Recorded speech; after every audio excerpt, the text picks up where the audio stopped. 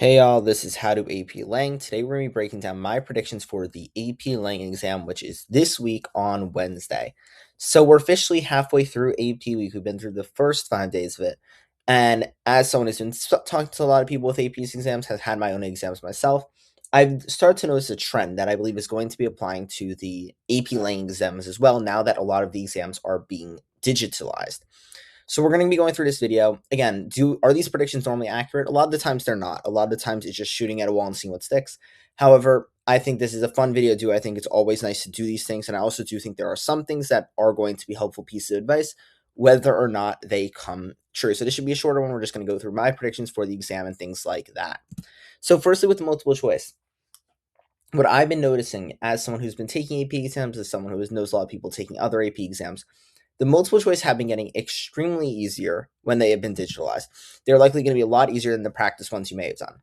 I've noticed, for example, when I took physics, a lot easier now that it was digitalized rather than not. And it's not the fact that it's digitalized that's making them easier, but I'm noticing the questions are a lot easier. I found that worlds was a lot easier. A push I heard this year was about the same, but it will likely be an equal split between drafts and real documents. This is obvious. Normally, it's going to be about an equal split. If anything, it's probably going to drift more in the way of the real documents because I think the drafts are always easier. But there's likely also going to be many documents from historical ages. Again, a lot of the time, the documents are going to be from the 1900s, not always from the modern day. But I do think we're going to see more from historical ages, something to keep in mind if that's where you're struggling. I'm guessing there will be at least one regarding technology. I've gone through on this channel alone. We've done videos talking about an MCQ set that had Kindle books, Kindle versus ebooks. There was another one we did. It was talking about something with iPhones as well. But we definitely see this trend often. There was also one with greenhouse gases and how technology affects that. So there's a lot of different things. I'll be shocked if there's not one. Again, this is just something obvious, but that's something going to happen.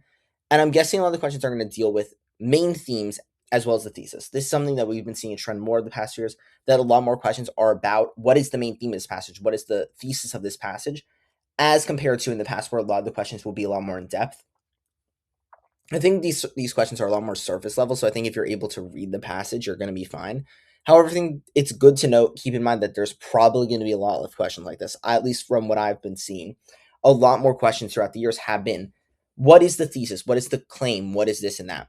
Similarly, I'm guessing there's going to be a lot of questions about the tone of the passage. This is a question that's become increasingly more popular over the past years. What is the tone of the writer? What is the intended audience or purpose, which we'll get to later?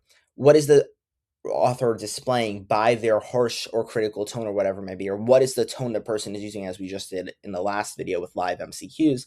So I'm guessing there's going to be a lot of questions on tone. So again, if you're struggling with tone, I think that's a really good thing to review as well. FRQs. Oop, draw up my pencil. FRQs. One of them is likely going to be hard. The other two are going to be rather easy. What I've been noticing for FRQs is oftentimes they are normally about the same level of difficulty, if not a little bit easier than what we may have practiced. However, oftentimes one of the things is going to be harder. Physics had one hard FRQ, the other three were easy. APUSH had one hard SAQ, the other few were easy. World had one hard had a hard DBQ, but the rest of it was fine. So again, I think that's the trend we're really seeing. I'm guessing it's of course subjective based on the person. Like not everyone's going to have the same opinion on what's hard or easy, but in my opinion, synthesis is likely going to be the one that's going to be the most tricky. I think synthesis is the easiest one for the College Board to make hard. And what I mean by that is the rhetorical analysis says that you can't have much movement on, which is why I believe it will be about the same as every year. Because I don't think they want to trick students up on that. I think that essay is hard enough on its own that I think they're going to try to keep the same level of difficulty because I really think it is a really well-rounded essay, and I think the College Board really likes it. I feel like the essay really picks on a lot of what the College Board wants to see students doing on the exam. So I don't think they're going to make it more challenging. If anything, I think it's going to be about the same, if not a little bit easier. But I really do foresee synthesis being a little bit harder. I think part of that is due to the fact that it's on computer. And I think with the fact that they know students can type faster than they can handwrite, I feel at least that they are making some of the DBQ type things, such as the synthesis, a little bit more tricky so that because they know students have a little bit extra time with the fact that they're typing and not handwriting.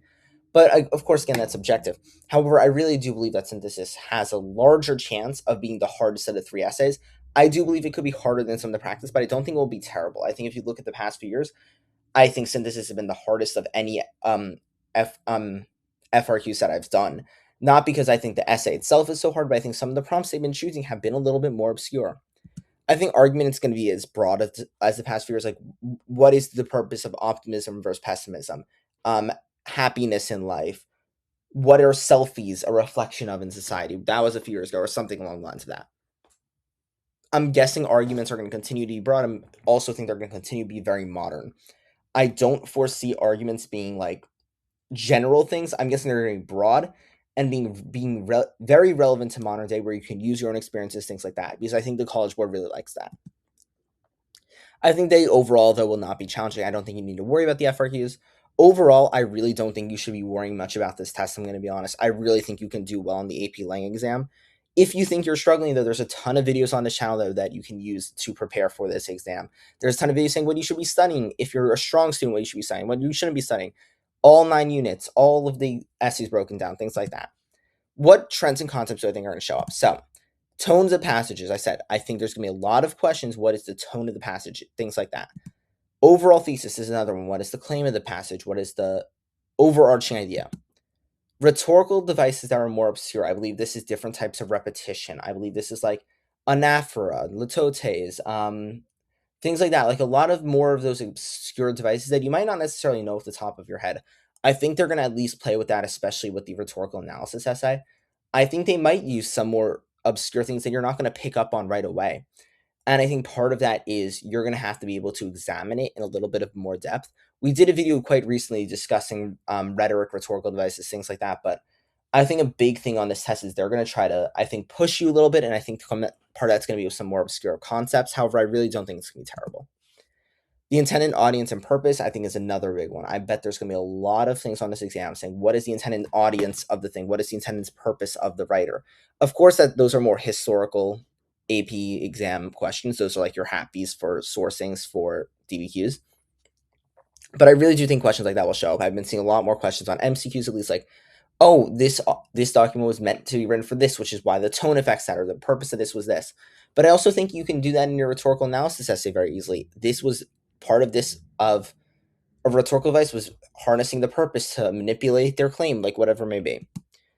I believe there will be many of the keep, delete, multiple choice. Like, should the writer keep or delete the sentence, yes or no? I think there's going to be more of those than as it is now questions where it's given a sentence as it is now or how you can change or improve it. I think there's going to be more keep, deletes. I just think there were a lot of at least as if changes last year, as they are now changes last year. So I think there's going to be more keep, delete this year. But again, there also could just be a lot more as they are now questions. However, I do think the as they are now questions are about the same level of difficulty. So I don't think that's a big thing.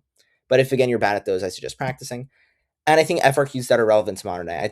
I don't suspect them doing things that are so old. I've been noticing they've been doing a lot of rhetorical analysis things that have been modern day speeches or documents. So I really foresee those 3 FRQs being things that you're familiar with in the modern day. So those are my predictions for the AP Lang exam. I hope this is helpful. At this point, we have a lot of review on this channel, probably more review than you need for this exam. However, you really have a lot given to you, a lot that you can work with. So I really hope that this is enough that you at least feel like you can succeed on this test. With that, I wish you luck. I hope this studying is going well. We'll see how many more videos you guys get in the future before the AP exam. But with that, that's all I have for you guys. This is How to AP Lang, and I'll see you all in the next one.